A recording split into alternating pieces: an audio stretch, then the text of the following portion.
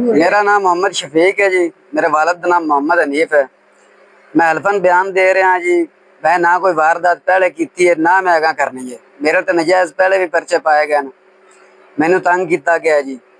मैं 77 डी का रहायशी हाँ। तहसील नूरपुर जिला पाकपतन शरीफ है जी।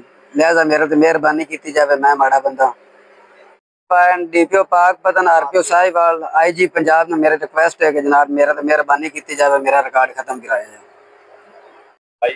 हाँ ठीक है। मेरा नाम मोहम्मद शफीक है जी। वालिद का नाम मोहम्मद हनीफ है जी। ना मैं अगे कोई वारदात की है ना मैं करनी है जी। मेरे ते बेगुनाह परचे पाए गए। पुलिस वाले ने बेगुनाह परचे मेरे ते पाए नजायज़। लिहाजा मैं हल्फन बयान दे रहा मस्जिद खड़ा होके पिंड वाले के सामने चक नंबर 77 डी जिला पाकपतन तहसील नूरपुर। तो जनाब मेहरबानी की जाए। तो लिहाजा मैं नेक्स्ट टाइम भी मेरा कोई काम नहीं करना है जी। मोहम्मद शफीक वालिद मोहम्मद हनीफ चक नंबर 77 डी तहसील नूरपुर जिला पाकपतन कौम भुट्टा।